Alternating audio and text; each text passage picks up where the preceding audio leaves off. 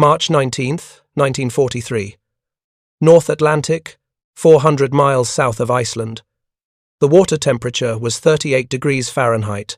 Captain Lieutenant Klaus Hartmann sat in the control room of U-91, listening to a sound that would haunt him for the rest of his life.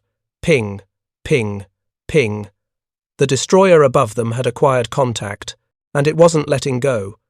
Hartmann had been hunting convoys in these waters for 18 months.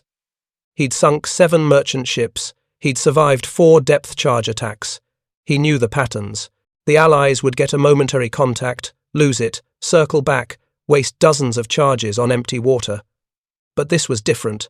The pings were coming faster now, more confident. The destroyer's propellers were accelerating, the sound growing louder through the hull. The British knew exactly where U-91 was, and they were coming straight for them. "Take her to 200 meters, Hartmann ordered. His voice was steady, but his hands were shaking. The diving planes angled down. U-91 descended. The pings followed, still locked on, still tracking. Hartmann checked his watch. 40 seconds, since the first detection. In earlier patrols, by now the destroyer would have lost them in the thermal layers, would be searching blindly, dropping charges at random depths. Not anymore. Ping, ping, ping. The sound was getting louder, closer. The destroyer was right above them now. "All stop," Hartmann whispered. Silent running. Every man in the boat held his breath. The diesel engines were already off. The electric motors went silent. No one moved. 63 men, frozen in place, listening to death circling overhead. Ping, ping, ping. The destroyer passed directly over them. Then the sound everyone dreaded. The distinctive metallic clicks of depth charges being rolled off the stern racks. 15 seconds. That's how long it would take the charges to sink to their depth, Hartmann counted. 13, 14, 15. Like a sledgehammer. The entire boat lurched sideways. Light bulbs shattered.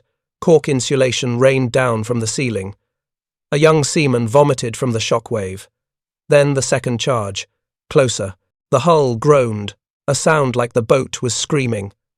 Hartmann watched a hairline crack appear in a weld seam. Third charge, fourth, fifth. 6 explosions in rapid succession, each one closer than the last. The pattern was too precise, too deliberate. The British weren't guessing anymore. When the attack finally stopped, Hartmann's ears were ringing. Blood was running from his nose. Half his crew looked like they were in shock. But they were alive. For now. "Damage report," Hartmann said quietly. "Pressure hull intact," his chief engineer reported. "But we're taking water in the aft torpedo room.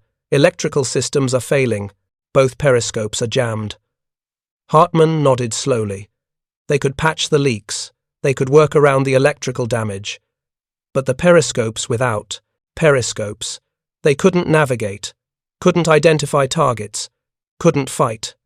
Above them, the pings continued. The destroyer hadn't left. It was circling. Waiting. This is the story of how Allied sonar technology evolved from a barely functional novelty into a weapon so precise, so devastating, that it transformed German U-boats from hunters into prey, and how that transformation would kill 40,000 German submariners in the most claustrophobic, terrifying way imaginable. But to understand how sonar became a death sentence, you have to understand how ineffective it was at the start. In September of 1939, when Germany invaded Poland and Britain declared war, the Royal Navy's primary anti-submarine weapon was called ASDIC. The letters stood for Allied Submarine Detection Investigation Committee, a deliberately misleading name designed to hide the technology from German intelligence. ASDIC was primitive. A dome mounted under a destroyer's hull would send out sound pulses. If those pulses hit something solid, a submarine, a whale, a school of fish, a temperature gradient in the water, they'd bounce back. An operator wearing headphones would hear the return echo and try to calculate the target's range and bearing. Maximum effective range, 1,500 yards, maybe 2,000 in perfect conditions. The problem was that perfect conditions never existed in the North Atlantic. The ocean wasn't a swimming pool.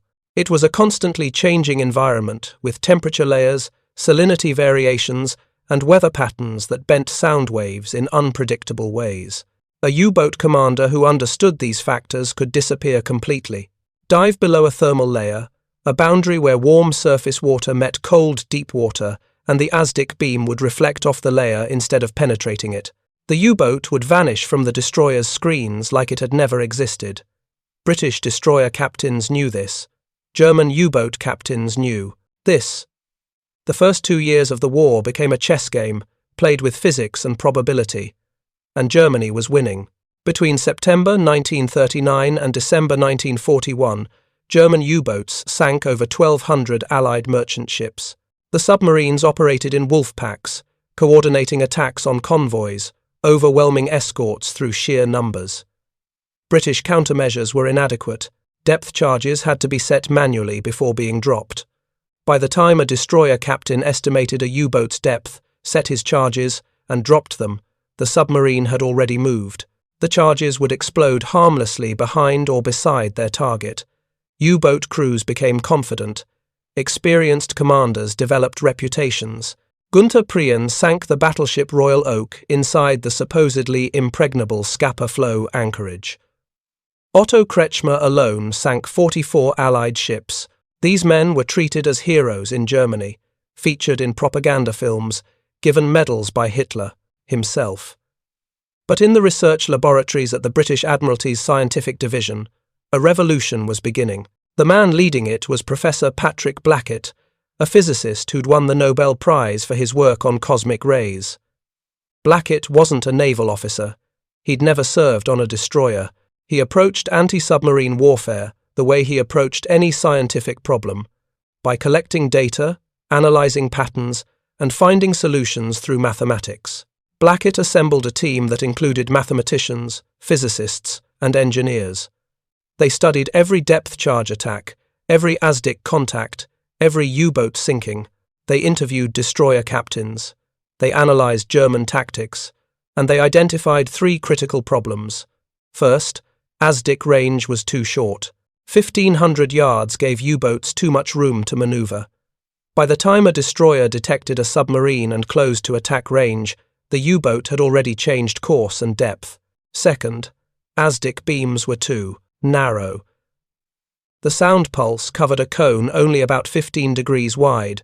A U-boat captain could evade simply by turning hard when he heard the ping. By the time the destroyer operator swept his beam back to the target, the submarine was gone. Third, ASDIC couldn't track depth accurately. The return echo told you range and bearing, but estimating depth required guesswork based on echo strength. That guesswork was wrong at least half the time. Blackett's team set out to solve all 3 problems simultaneously. If you're enjoying this deep dive into the technology that changed naval warfare, hit the subscribe button. We're just getting started. The breakthrough came from an unexpected source: captured German technology. In May of 1941, the Royal Navy captured U-110 intact after forcing it to the surface with depth charges. The submarine's crew had abandoned ship without properly scuttling it. British sailors boarded before it sank and recovered the Enigma coding, machine which gets all the historical attention, but they also recovered something equally valuable: the U-boat's hydrophone array. German submarines used passive hydrophones to listen for ships.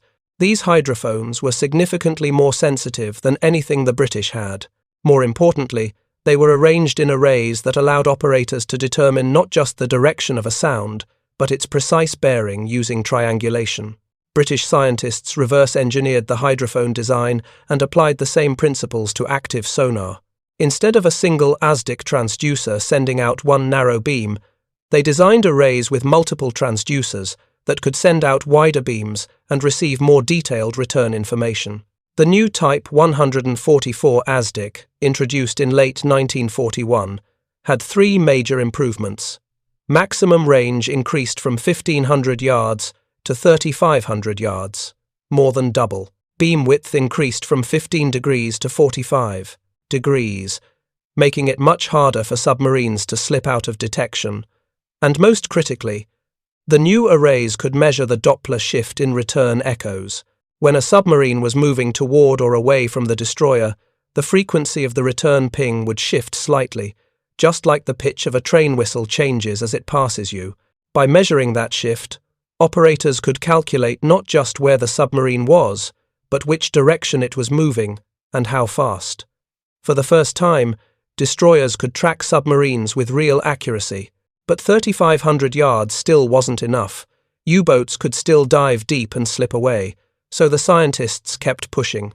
By early 1942, they developed the Type 145 ASDIC, maximum range, 4,500 yards, and by late 1942, the Type 147, 5,000 yards, nearly 3 miles, a U-boat that surfaced to recharge batteries could be detected before the crew even knew a destroyer was nearby. And once detected at that range, there was nowhere to hide. The physics made escape almost impossible. Sound travels through water at roughly 4,800 feet per second. A ping sent out from 5,000 yards would take about 6 seconds to reach a U-boat and 6 seconds to return, 12 seconds total. In 12 seconds, a submerged U-boat moving at maximum underwater speed about 7 knots could travel approximately 140 feet. The ASDIC operator could compensate for 140 feet of movement easily, and the new Doppler tracking meant he knew exactly which direction the submarine was moving. German U-boat commanders noticed the change immediately. By March of 1943, patrol reports were describing attacks that seemed impossible. Destroyers that detected them from miles away. Depth charges that exploded within 50 feet of the boat even after aggressive evasive maneuvers. Attacks that lasted for hours, with the destroyer never losing contact. Klaus Hartmann, the commander of U-91, submitted a report after his March 19th attack.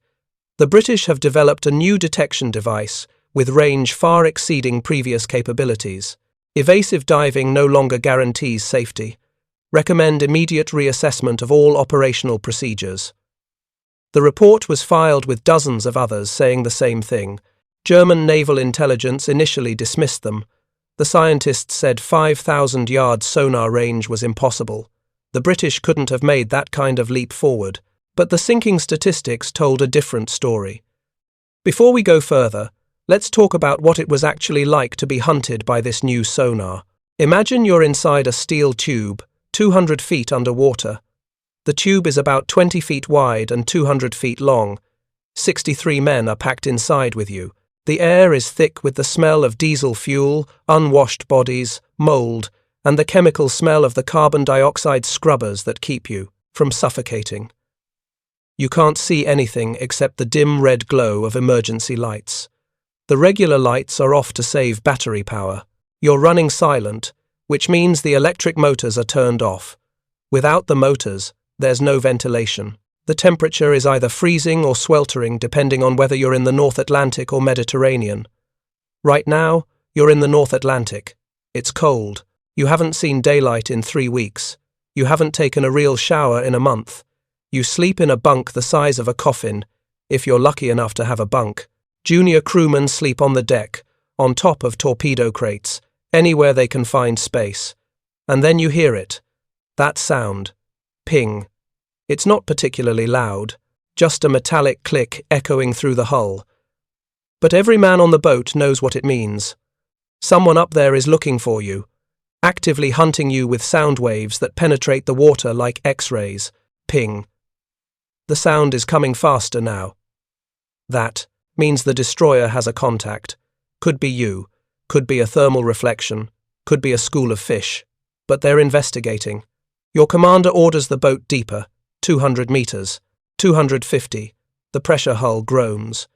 You try not to think about the fact that the ocean is pressing in on you with hundreds of tons of force, held back by steel plates less than an inch thick. Ping, ping, ping. The interval between pings is decreasing. That means the destroyer is getting closer. Or rather, you're getting larger in their sonar picture. The pings are bouncing off your hull, returning to the destroyer, painting a clearer and clearer image with each pulse. Your commander orders all stop. The electric motors go silent. Now the only sounds are your own breathing and the creaking of the hull and that goddamn ping, ping, ping, ping. You can hear the destroyer's propellers now. A rhythmic thud, thud, thud, thud through the water. It's getting louder. They're right above you. And then silence. No pings. Just the sound of the destroyer's engines changing pitch. Slowing down. You know what's coming next. Everyone knows. The destroyer has positioned itself directly over you. The crew is rolling depth charges off the stern, setting them to explode at your depth. 15 seconds. That's how long you have. 15 seconds of pure, distilled terror. Your commander doesn't say anything. There's nothing to say. Everyone is holding on to something, bracing for the impact. 10 seconds. 9. 8. You try not to think about what happens if the pressure hull fails. The water pressure at 200 meters is over 300 pounds per square inch. If the hull cracks, the ocean will crush you before you can drown. 3, 2, 1. The explosion is beyond anything you can prepare for. It's not a sound. It's a physical force that picks up the entire boat and shakes it like a toy. Your teeth slam together, your spine compresses, the boat lurches sideways, and you're thrown against a bulkhead. Then another explosion, and another. A full pattern. 8 depth charges, each one containing 300 pounds of Torpex explosive. If any one of them explodes within 20 feet of your hull, you're dead. Within 50 feet, you're probably dead. Within 100 feet, the shockwave will damage systems you need to survive. The explosions stop. You're alive, somehow. But the pings start again. The destroyer didn't leave. It's still up there, still tracking you, preparing another attack. And this time you've used up your battery power, your compressed air, your luck. This was the reality for U-boat crews in 1943. Not a glorious battle, not a fair fight, just hours of being hunted by an enemy you couldn't see, couldn't fight, couldn't escape. The turning point came in May of 1943, the month German submariners would call Black May. At the start of May, there were 118 U-boats operating in the North Atlantic, the largest concentration of submarines Germany had ever deployed. Admiral Karl Dönitz, commander of the U-boat force, believed this was the moment Germany would win the Battle of the Atlantic. With enough submarines hitting enough convoys, Britain would starve. The island nation depended entirely on merchant shipping for food, fuel, and raw materials. Cut the convoy routes, and Britain would be forced to negotiate peace. Dönitz was wrong. By the end of May, 41 U-boats had been sunk, 41, in a single month. The casualty rate was 35%. The numbers were devastating. But the psychological impact was even worse. German submariners were among the elite. They were volunteers. They were extensively trained. They had developed a culture of professional competence, of confidence in their ability to outsmart and outfight any opponent. And now they were being slaughtered. The improved sonar was the primary cause. Destroyers equipped with Type 147 ASDIC could detect U-boats from miles away, track them through evasive maneuvers, and coordinate attacks with multiple ships. The hunting groups became ruthlessly efficient. A typical engagement would go like this. A convoy's escort group would include 6 to 8 destroyers, corvettes, and frigates. They'd steam in a defensive formation around the merchant ships, their sonar operators constantly sweeping the water ahead and to the sides. At 4,800 yards, nearly 3 miles, a destroyer would get a contact, a solid, strong return that indicated a submarine. The destroyer's captain would immediately signal the other escorts and break formation to investigate. At 4,000 yards, the sonar would confirm definite submarine contact. The destroyer would increase to flank speed, heading directly for the target. At 3,000 yards, other escorts would move in, forming a triangle around the projected location. Now the U-boat was surrounded by multiple sonar sources. Even if it evaded one destroyer, another would acquire contact. At 2,000 yards, the destroyers would launch their attack, but not the old way, not by steaming directly over the target and dropping a random pattern of charges. The new tactics were surgical. The leading destroyer would maintain sonar contact until the last possible moment, tracking the U-boat's exact course and speed. At 1,000 yards, It would mark the submarine's position with a smoke float, then veer off. A second destroyer, following behind, would use the smoke marker to position itself perfectly, then drop a pattern of charges calculated to bracket the submarine's projected location. Meanwhile, the first destroyer would circle back, reacquire contact, and prepare another attack. The second destroyer would do the same. This would continue for hours if necessary, with multiple destroyers taking turns, never letting the submarine rest, never letting it surface, never letting it escape. The U-boat would dive, twist, turn, try every evasion technique in the manual. But the 5,000-yard detection range meant the destroyers always knew where it was, and the Doppler tracking meant they knew where it was going. Most U-boats lasted less than an hour once this kind of coordinated attack began. Consider U-954, sunk on May 20th, 1943.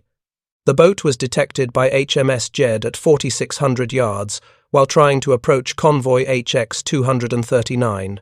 U-954's commander immediately dove to maximum depth and began evasive maneuvers. Jed maintained contact and called in HMS Senon and HMS Loosestrife, 3 destroyers, 3 sonar sets, triangulating the U-boat's position from different angles. For 90 minutes, the destroyers took turns attacking. They dropped 64 depth charges. Every attack was within 100 yards of the submarine. Most were within 50 yards. At 1,542 hours, wreckage and oil bubbled to the surface. U-954 had imploded at depth. All 52 men aboard were killed instantly when the pressure hull failed. This wasn't unusual. This was the new normal. If you're finding this detailed history valuable, please consider subscribing. We put extensive research into every video. The German response was frantic but ineffective. Dönitz ordered all U-boats to dive immediately upon detecting any sonar pings, regardless of whether they believed the destroyer had seen them. Don't take chances. Don't try to identify the contact. Just dive and hope you can slip away. It didn't help. The 5,000-yard range meant that by the time a U-boat's hydrophone operator heard a ping, the destroyer had already been tracking them for several minutes. German engineers developed radar warning receivers to alert U-boats when they were being illuminated by British radar. The devices worked, but they only solved half the problem. They told you a destroyer was nearby, but they couldn't tell you if the destroyer had sonar contact on you or was just doing a routine sweep. U-boat commanders started ignoring the warnings because they went off constantly in the North Atlantic. Every time an Allied aircraft passed overhead, every time a convoy's radar swept past them, false alarms became routine, and genuine threats were missed in the noise. The Germans tried deploying Bold, a chemical decoy that, when released, created a cloud of bubbles that reflected sonar. It worked occasionally, but only if deployed before the destroyer was within 1,500 yards. By the time a U-boat knew it was being hunted, it was too late. The destroyer was already inside the decoy's effective range. They tried deeper diving. The Type 9 U-boats could reach 300 meters, but deeper diving meant slower speed, less maneuverability, and crushing water pressure that made every weld, every valve, every rivet a potential failure point. Boats were literally tearing apart under the stress. Nothing worked. By August of 1943, German U-boat losses exceeded replacement rates. The training schools couldn't produce experienced commanders fast enough. New captains were being sent into combat with only 6 months of training, compared to the 2 years of peacetime training that early commanders received. These inexperienced commanders made mistakes. They surfaced at the wrong time. They held their positions too long. They tried to fight on the surface instead of diving immediately. And they died. The casualty statistics became apocalyptic. Of the 1,150 U-boats commissioned during the war, 785 were sunk. That's a 68% loss rate for the submarines themselves, for the men who crewed them. 40,000 German submariners went to sea during World War II. 30,000 didn't come back. 75% casualties. Later in the war, particularly in the final year, that number approached 85%. Think about that. If you volunteered for U-boat duty in 1944, you had a 15% chance of surviving the war. 15%. Combat pilots had better odds. Infantry soldiers had better odds. Tank crews had better odds. U-boat service became the most dangerous assignment in the German military, and the men knew it. By late 1943, morale in the U-boat force was catastrophic. Crews went on patrol, knowing they probably wouldn't come back. Some boats had crews that were completely replaced 3 times over, as submarines were repeatedly sunk and survivors reassigned to new boats. The psychological toll was immense. Submariners developed a condition doctors called U-boat disease. Symptoms included anxiety, insomnia, constant nightmares, and psychological breaks during extended patrols. Men would become convinced the hull was about to implode. They'd hear phantom sounds of depth charges. Some became catatonic during attacks, unable to move or respond to orders. In one documented case from November 1943, a hydrophone operator on U-543 had a complete breakdown during a depth charge attack. He started screaming that he could hear water rushing in through the hull. There was no leak, the hull was intact, but the man was so convinced they were sinking that he tried to swim upward through the boat, clawing at bulkheads, trying to reach the surface hatch. He had to be sedated and restrained for the remainder of the patrol. These weren't weak men. These were volunteers who had passed rigorous psychological screening. But no amount of screening could prepare someone for the reality of being hunted by an enemy you couldn't see, couldn't fight, and as of 1943 couldn't escape. Let's return to Klaus Hartmann and U-91. After the March 19th attack, Hartmann managed to bring his damaged boat back to France. The repair crews at Lorient assessed the damage. Both periscopes destroyed, electrical systems damaged, pressure hull weakened by near-miss explosions. The boat would need 2 weeks of repairs.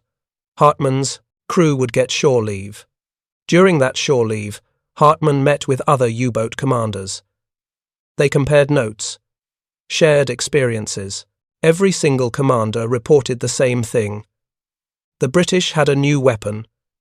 Detection at extreme range, precision tracking. No escape. One commander, Hartmann's friend Peter Kremer of U-333, described an attack that lasted 11 hours. 11 hours of continuous depth charge attacks while 3 British destroyers took turns holding sonar contact. Kremer had tried every evasion technique. He dove to 280 meters, deeper than the boat was rated for. He'd used bold decoys. He'd even tried a technique called going dead in the water, shutting down all systems and letting the boat sit motionless on the ocean floor. Nothing worked. The British had maintained contact the entire time. The only reason Kremer survived was that the destroyers eventually ran out of depth charges and had to break off the attack. "It's not a fight anymore," Kremer told Hartmann over schnapps in a Lorient bar. "It's an execution. They hunt us like animals, and we can't even shoot back." Hartmann agreed. But what could they do? Refuse to sail? That was desertion, punishable by death. Transfer to another service? The Kriegsmarine didn't allow it. Once you were a submariner, you stayed a submariner until you were killed or the war ended. On April 4th, 1943, U-91 sailed on its next patrol. Hartmann knew the mission was likely suicide. His crew knew it too. Nobody said anything. They just went through the pre-departure procedures, cast off the moorings, and headed into the Atlantic. U-91 never returned. British records show the boat was sunk by HMS Hesperus on April 25th. Hesperus detected U-91 at 4,700 yards, tracked it through 40 minutes of evasive maneuvers, and delivered 4 precise depth charge attacks. The submarine imploded at 220 meters depth. Klaus Hartmann was 28 years old. He'd been married for 6 months. His wife received the standard telegram, "Your husband died a hero's death in defense of the fatherland." The telegram didn't mention that he'd spent his last moments in absolute darkness, in freezing water, being crushed by millions of tons of ocean pressure, while his submarine collapsed around him. 44 men died with Hartmann. Not one body was recovered. The technological advantage that killed Hartmann and thousands like him wasn't just about detection range, it was about information dominance. Before the advanced sonar, both sides were operating in partial darkness. A U-boat didn't know where destroyers were until they were close. A destroyer didn't know where U-boats were until they were dangerously close. Combat was a close-range, chaotic affair, where luck mattered as much as skill. The 5,000-yard sonar changed that equation completely. Now destroyers knew where submarines were long before the submarines knew they'd been detected. That information asymmetry was lethal. A U-boat commander's decision-making process went from complex but manageable to essentially impossible. Should you dive when you hear a distant propeller sound? Maybe it's a merchant ship. Maybe it's a destroyer that hasn't seen you yet. If you dive and it's a merchant, you've wasted battery power and lost a potential target. If you don't dive and it's a destroyer, you're dead. The advanced sonar removed that ambiguity for the destroyer captains. They knew. They had precise range, bearing, and Doppler tracking. They could make informed decisions while U-boat commanders were still guessing. This is what modern military theorists call decision dominance.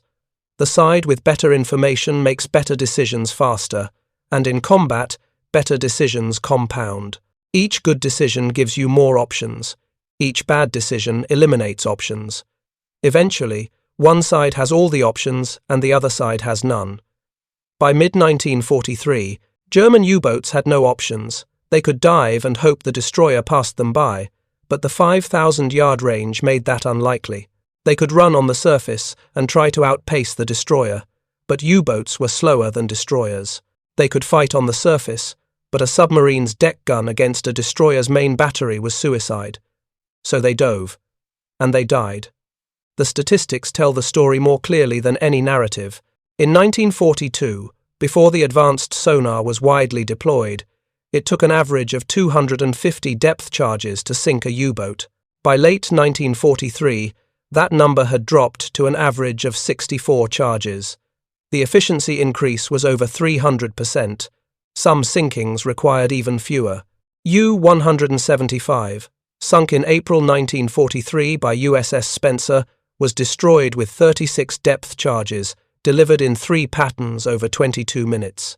HMS Starling, commanded by Captain Frederick Walker, perfected a technique where multiple escorts would triangulate a U-boat's position and deliver simultaneous attacks from different angles, making evasion impossible.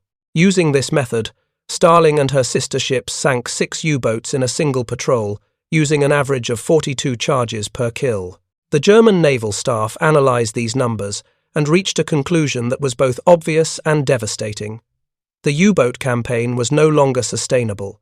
In September 1943, Admiral Dönitz made a decision that effectively ended the Battle of the Atlantic. He withdrew most U-boats from the North Atlantic convoy routes and redeployed them to less heavily defended areas. The Mediterranean, the Indian Ocean, the Arctic convoys to Russia. This wasn't a strategic repositioning. It was an admission of defeat. The North Atlantic routes were where the war would be won or lost. Cutting Britain's supply lines was the entire point of the U-boat campaign. By withdrawing, Dönitz was conceding that German submarines could no longer operate effectively in the primary theatre.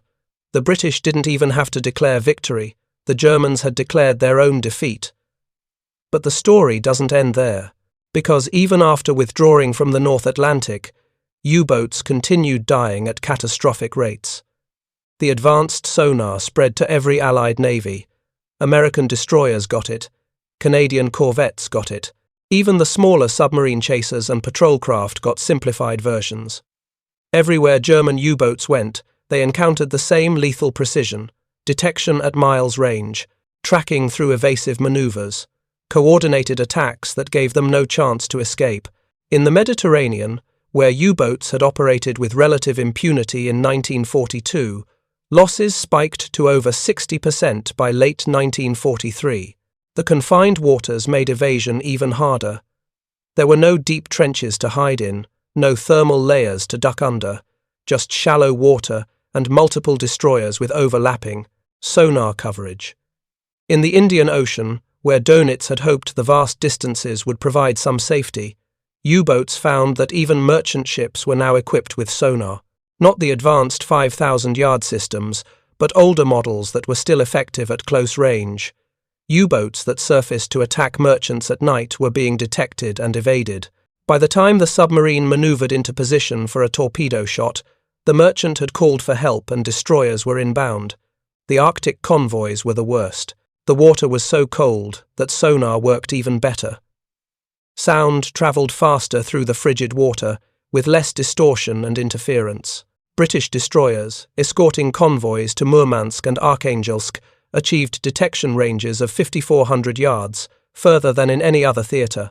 U-boats sent to intercept these convoys had the lowest survival rates of the entire war. Of the 34 boats deployed to Arctic waters in late 1943-1944, 28 were sunk, 82% casualties. The men who crewed these submarines knew the odds. They weren't stupid, but they went anyway, because refusing meant facing a firing squad, and because some tiny part of them still believed they might be the lucky one, the one who made it back. Almost none of them did. By 1944, the German naval staff was assigning U-boats on what they internally called sacrifice patrols. They'd send a boat into an area where they needed intelligence like reconnaissance before an amphibious landing, knowing the boat would almost certainly be detected and sunk. The goal wasn't to have the submarine survive. The goal was to gather a few hours of radio reports before the boat was destroyed. This is what the U-boat force had been reduced to: manned reconnaissance drones, sent out to die so headquarters could update maps and estimates. The human cost was staggering. An entire generation of German submariners was, essentially, exterminated. Experienced commanders who'd survived the early years were killed. The new commanders replacing them lasted weeks, sometimes days. Training schools graduated classes of sailors knowing that 3/4 of them would be dead within 6 months. Families stopped receiving letters. Wives became widows. Children grew up never knowing their fathers. Small towns in Germany that had sent multiple men into the U-boat force found themselves with entire generations missing. And all of those deaths came down to physics and engineering.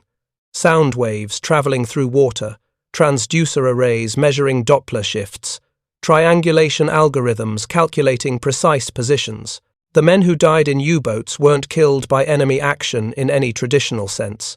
They were killed by mathematics, by the simple fact that sound travels through water at a predictable speed, and modern electronics can measure that speed with enough precision to pinpoint their location. In the decades after the war, submariners from both sides occasionally met at reunions or conferences. The conversations were awkward but revealing. British destroyer captains would describe the hunt, how they'd track a contact for hours, how they'd coordinate with other ships, how methodical the attacks became. German survivors would describe the terror, the helplessness, the knowledge that somewhere above them, men were calmly plotting their deaths with instruments and calculations. Neither side felt particularly good about it. The British knew they'd been hunting men, not machines. The Germans knew they'd been sent on suicide missions by commanders who understood the technology had rendered U-boats obsolete, but kept sending them out anyway. One encounter stands out. In 1982, at a naval history conference in London, a British destroyer captain named David Williams met a German U-boat survivor named Wolfgang Hirschfeld. Hirschfeld had served on U-234 and U-109, both of which had been hunted by destroyers using advanced sonar. U-109 was sunk in May 1943. Hirschfeld survived only because he'd been transferred days before the boat's final patrol. Williams had commanded HMS Vanoc, which had participated in multiple U-boat kills using the Type 147 Azdic. The two men talked for hours. Hirschfeld described what it was like to hear the pings growing closer, knowing you couldn't escape. Williams described the strange disconnect of hunting men he couldn't see, tracking contacts on a screen, making calculations, dropping charges, and seeing oil slicks that represented dozens of deaths. At one point, Williams asked Hirschfeld if he'd ever hated the destroyer crews who hunted him. Hirschfeld thought for a long time before answering. "No," he finally said. "You were doing your job. We were doing ours. You just had better tools." That might be the most concise summary of the entire story. The Germans were brave. The British were brave. The difference wasn't courage or skill or determination. The difference was technology. 5,000 yards of sonar detection range versus 1,500. Doppler tracking versus educated guessing. Coordinated attacks versus random depth charge patterns. That technological edge killed 40,000 German submariners, not because they were cowards, not because they didn't fight hard enough, but because they were fighting a battle that couldn't be won with tactics or bravery. You can't outmaneuver mathematics. You can't outthink physics. When one side can see 3 miles and the other side can see half a mile, the outcome is predetermined. The legacy of this technological revolution extends far beyond World War II. Modern submarines are designed with the understanding that acoustic detection is the primary threat. Every aspect of submarine design, hull shape, propeller design, machinery mounting, even the paint used on the exterior, is optimized to reduce acoustic signature. Modern destroyers and submarines use sonar systems that make the 1943 Type 147 look like a child's toy. Detection ranges measured in tens of miles. Computer processing that can distinguish a submarine from background noise even when the submarine is trying to hide. Towed arrays that can be deployed behind a ship, listening passively for the slightest sound. The cat-and-mouse game between submarines and surface ships continues, but it's still a game defined by the same basic principle established in 1943. The side with better detection capabilities controls the engagement. That's why modern navies invest billions in both improving their sonar systems and reducing their submarines' acoustic signatures. The same calculation that doomed German U-boats still applies. If you can be detected at 5,000 yards and your enemy can only detect you at 1,500, you win. If the situation is reversed, you lose. It's that simple. And that brutal. Today, there are no surviving U-boat veterans. The last of them died in the 2010s. With them went the living memory of what it was like to be hunted by technology you couldn't counter, couldn't see, couldn't escape. But the statistics remain, the records remain, the stories remain. And they tell us something important about modern warfare. Technology matters more than courage. Information dominance matters more than tactics. And when your enemy achieves a fundamental breakthrough, whether it's radar or nuclear weapons or advanced sonar, no amount of bravery or determination can overcome that disadvantage. The German submariners were among the most dedicated, skilled, and courageous fighting men of World War II. They volunteered for the most dangerous duty. They trained obsessively. They developed sophisticated tactics. And 30,000 of them died because the British figured out how to make sound waves travel through water more effectively. That's the lesson. That's what the numbers, Braitham, mean. That's why the casualty rate hit 85%, not because German submariners lacked courage, but because they were fighting physics itself. And physics always wins. Thank you for watching. For more detailed historical breakdowns, check out the other videos on your screen now, and don't forget to subscribe.